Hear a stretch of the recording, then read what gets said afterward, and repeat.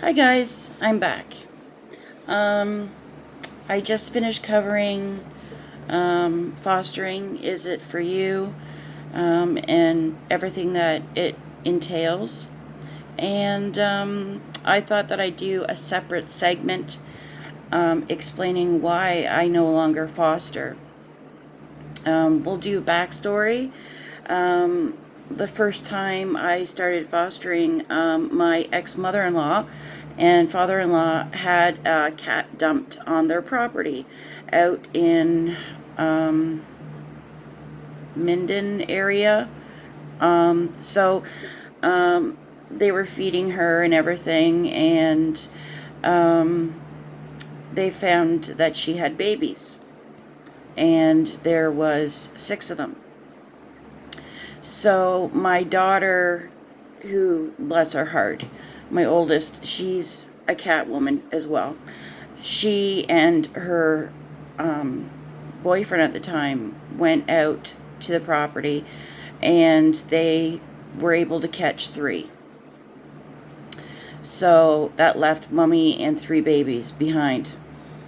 And so I took on 3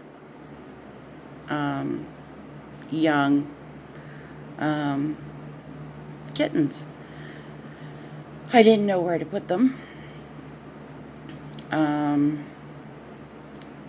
I couldn't put them in my room. That was Mimi's room. So I couldn't put her out. So I had to come up with a quick idea. And so I put them underneath my kitchen sink. I have an old system in my kitchen, and it's pretty big, so I took everything out from underneath my kitchen sink. I got a nightlight bulb, and I had it in a ceramic cat figure, so I took that out and I hung the light bulb, which had a switch on it, which was great. I hung the light bulb at the top of the door, and I got a fan because it was summertime. I put a little fan in there, and I had the litter box on one end, their food on the other, so I was all prepared for them. I had the doors cracked so that fresh air could circulate. I was in there like a busy bee, cleaning up after them every night, and I would let them out and have playtime. It was quite interesting. I had them in the cupboards for about 7 to 10 days, and I would videotape them, and I had baby gates up and all that, and I was able to tame them. And I got in touch with the organization that I was with, and I asked them, hey, can you help me out? I've rescued these kittens. I'm willing to foster, but I'm going to need help with litter and food and vaccinations, and, all that. And they said, yeah, sure, we can help you out. I said, great. So when it came to this little bunch to go, they all went and they all got adopted. And then my daughter went back out to her grandparents' property, and they were able to snag the rest of the kittens. One of them was stuck in the worst spot you could ever think of, and they finally got him. So the last 3 out of the 3 was Jasper. He was black and white. He was a scaredy puss. I really, really liked him, and so I kept him. So the other 2, they went off. They were I tamed them. They went off. They got adopted out, and which was amazing. I adopted Jasper, and he hated me. He hated me. He hissed and spat at me and would run away no sooner did I come near him. And I'm like, this is a challenge. I really like this little punk. So I'm going to keep him, and, I'm going to work with him even more because I felt that he was like a tough case, and I like challenges. So after all these kittens have gone, I got a phone call. Hey, do you want to take on another, couple of kittens? I'm not talking about young kittens under 8 weeks, over 8 weeks. So I was like, yeah, okay, sure, all right. And I found that Jasper was just so eager to have friends, which was cool because I had Mimi and I had Spike. And Spike was getting old. Um, he didn't really want anything to do with anybody. He hung out with Mimi, you know. So Jasper, when he came into the mix, he was like, "Hey, I want some friends. Come play with me. Come eat with me. You know, I'll show you the ropes." And he was the bridge for me. He bridged that whole gap between the Fosters that were coming in my home and from the time that they would come to the time that they would leave. And then after they would leave, he would get sad or depressed and he was just like looking for his buddies. And then I'd get a phone call. I got another two. Do you want to take these ones on? I'm like, yeah, sure. I got to pull him out of his funk. And took about a month for Jasper to start coming towards me and, hey, I want attention. And then he was, he was cuddly and he was a sucky poo and he was just amazing like my other two cats. So he wasn't the problem at all. He was amazing. I would sequester the other ones and then he would be cheeky and he would climb the baby gate or jump the baby gate to see what was going on. The whole 9 yards. I'm telling you, it was crazy. He was such an outgoing, beautiful cat. And so we fostered,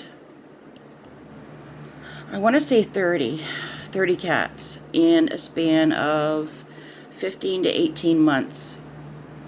And that was a lot of cats. I mean, they were coming and going, coming and going. I mean, like, we were able to turn them around from being scared and timid to, bye, see ya, I'm going to go to my forever home. And usually these guys never came back. They would go and they would get adopted out, and then I'd get another crew coming in. It was fun. In my beginnings, I had, like, smaller ones, and I was like, how are they getting out of my kitchen? And I would let them have the kitchen to themselves, but I'd block them off with like baby gates. And I'm like, how are they? I could hear them screaming, like getting closer and closer to my bedroom door, because I was closing my bedroom door at night. And I'm like, and I'd open up the door and there'd be a whole bunch of kittens running around, like 2 or 3 kittens running around. I'm like, how are they getting over the baby gate? And then I was they were figuring things out. I mean, they have inquisitive, creative minds. They were climbing the drawer handles for my silverware. They were climbing that, going across my stove, and then jumping over into my living room. I even caught them actually climbing the baby gates. It was hilarious. So to keep them quarantined was a bit of a hassle, but we were able to do it. I had to dismantle my table and literally like block off the kitchen. That's how cheeky they were. And then they got a bit more rambunctious, and they actually jumped to the width of the table and then over it. So yeah, we had some pretty crazy times with kittens, young cats. And so it was one summer, a few years back. I don't want to talk about 4 years ago, 3 years ago. And my boss calls me up and says, "Hey, I've got kittens. Can you take them on?"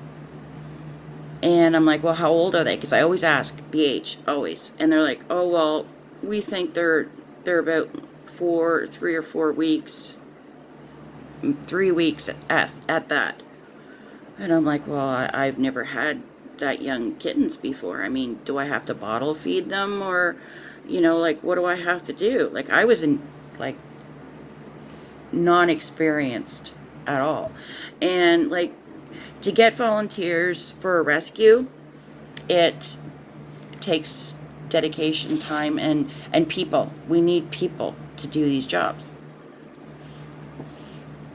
So I kind of felt bad because this woman had helped me out in my time of need with my ex-mother-in-law and father-in-law's kittens.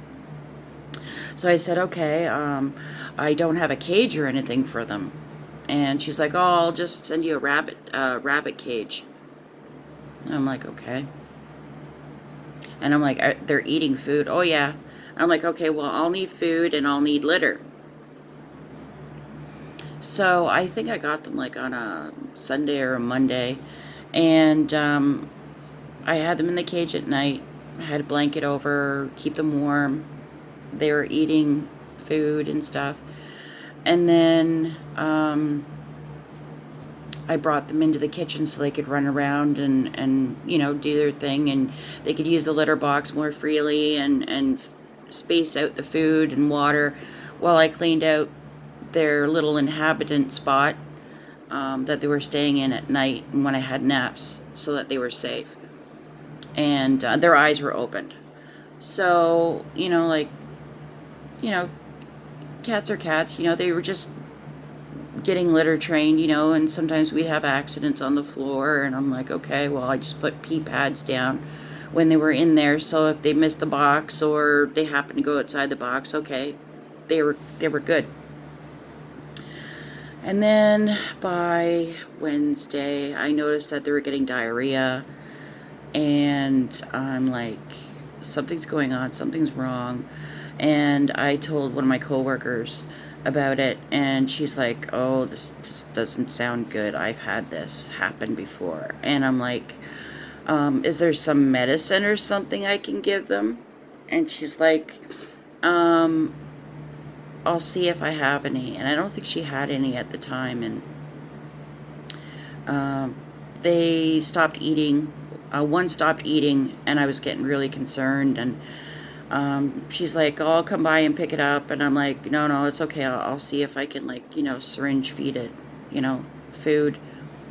And I was struggling at that point. And then by Thursday, they all seemed to be getting sickly like. And I didn't know what to do. I was getting really kind of concerned and upset. And she's like, I'll take them. I'm like, no, I'll see what I can do. And so by Friday, one of them was just really non-responsive and, really sick. And I picked it up, and at this point I already gave them names and stuff because I was becoming attached to them, right? So I was sitting there and I was crying. It was early morning, and the baby had passed away on my chest. I saw it take its last breath. And then I got so overwhelmed. I cried and cried and cried. And I'm like, I've done something wrong. I'm doing something wrong. I mean, I just had a baby die in my care. Never had that happen before.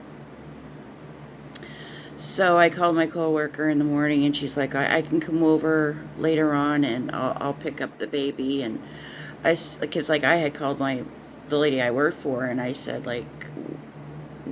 what do I do with this baby? I mean, and she was she's old now, but she was so flippant, but what's the word? Numb to it all, because she's been doing this for decades. That she said, oh, just put it down the chute or put it in the garbage. And I was just in shock. And then I called my coworker and I told her, I don't want to do that. That's wrong. And she's like, yes, it is wrong. And so she's like, well, I can come over on Saturday and pick up the baby. And I said, okay. So I wrapped the baby in a blanket, and then I had to put in a sealed container, and I put the baby in the freezer because it was summertime. This was July. And then Saturday I woke up and our day went okay. And then the second kitten was starting to show like it was going to pass away too. So I'm like, oh, here we go again, you know. And I called my coworker. I'm like, the second one's going on me now. And she's like, all you can do is be there for them, Sandy. Just love on them and just, you know. She goes, there's not much I can do. Just be there for them. So I put the baby up on my chest again, and I put a blanket, you know, on top of it. And I was just sitting there watching it slowly breathe in and out, in and out. And passed away. Called my coworker, and I'm like, number 2 is gone. I wrapped that baby up, and I put the baby in a seal-tight container. Put that baby in the freezer too. Saturday comes along. Saturday night, my coworker comes along, and she picks up the 2, and she goes, I'm going to take them to my sister's farm. That's where I take all the kittens, and I give them a proper burial. I said, okay. I never felt so guilty and felt so bad in my life. I never had a foster ever die on me. And then Sunday morning it happened with the 3rd one. Same thing.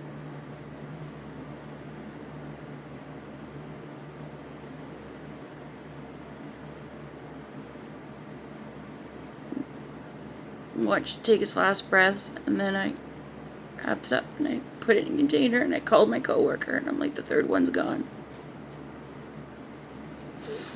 So she came along, and I never hugged somebody so hard and cried so hard on their shoulder. I felt so guilty. I felt so bad. And she's like, it's not your fault.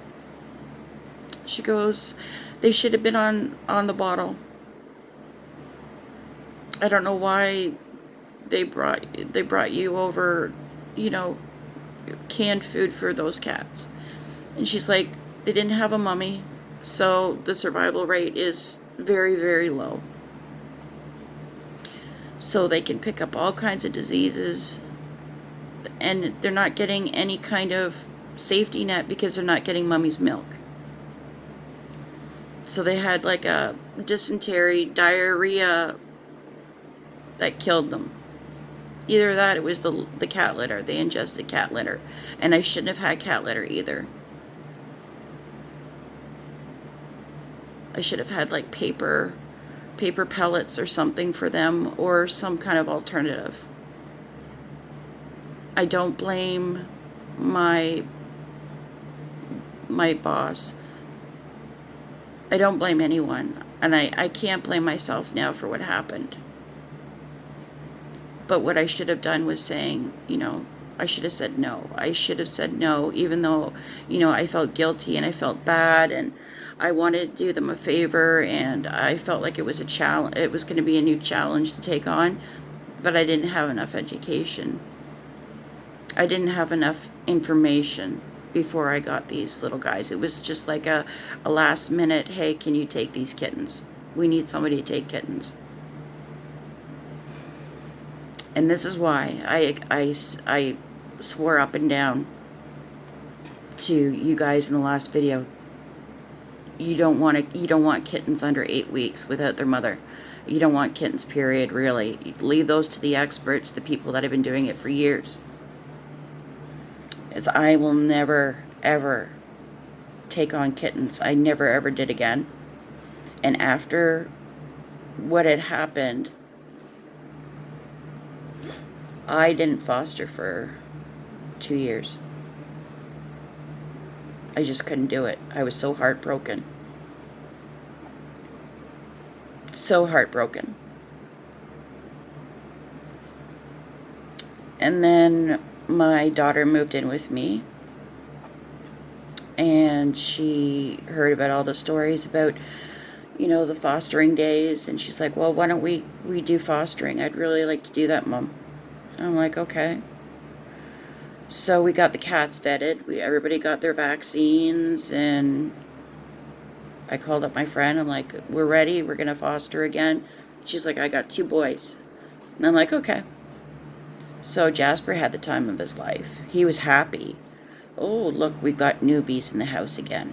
Somebody to play with. Millie, I had Millie at the time too, and Tabitha. And they were young as well. They're around Jasper's age. So they were all having fun with these 2 boys. And I got Rusty. And Mimi was getting older, so Mimi didn't want anything to do with anybody except for Spike. Actually, no, sorry, Spike passed away. So it was just Mimi and Rusty and Jasper, Millie, and Tabitha. So we took on the boys. Jasper was having a grand old time, doing his thing. And then Rusty got sick. He started getting diarrhea, and he was getting upset because he wasn't used to having anybody around him for the longest time. So having him 6 months and bringing in newbies into the house, young newbies, it was upsetting him. He was getting diarrhea. I tried to stop it with pumpkin, natural pumpkin. It wasn't working. I tried probiotics, wasn't working. So I had to take him to the emergency vets. And then the next night, Mimi was getting the diarrheas too. So I had to bring Mimi to the emergency vets. And this cost me a lot of money. And I'm like, I've already spent money vetting these guys a few months prior. And I just finished paying off like a loan. So now I have to pull another loan because I decided to, start fostering again. And then I should have thought about it. I've got 2 seniors, one almost a senior, one a senior, in my home. And how would it affect them having the younger ones around? So I had to call my coworker, and I'm like, look, this is what's going on. Diarrhea, upset with the 2. I can't foster. I just can't. I have to go by their feelings and how they're reacting, and as much as I want to do it and how much fun I had and Jasper had, Millie and Tabitha, can't do it anymore. So that was the last time I did it, and that was 3 years ago. And sometimes you have to go with how your pets are reacting. If your pets aren't comfortable and they feel, stressed out, you've got to go by that. You can't have upset cats because then they get stressed out and they get sick. So that's why I say, if you're going to foster, I don't suggest that you do it if you have seniors in the home, senior cats, because they can act really funny and they can start doing things that you wouldn't expect. They can start going outside the box. They can start scratching. They start throwing up. You stop eating, stop drinking. There's a lot of things that cats do that they will show you that they're upset.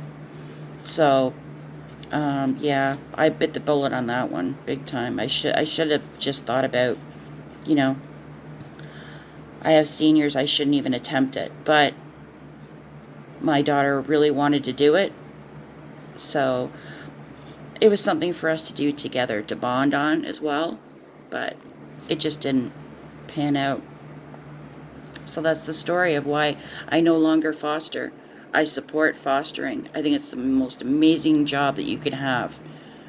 And of course it's thankless, but because the cats can't say thank you, but the big thank you and the payoff is that they get adopted into the homes that, you've prepared them for, and that they're going to have really great lives. So that's it for me, guys. I hope everybody is healthy and happy and having a good weekend. Sorry for the Debbie Downer video, but I think that it should have been, talked about. So if you like this video and all my other ones, give me a thumbs up. Subscribe if you haven't subscribed. Hit that notification bell if you haven't, because then you'll know when I put out videos.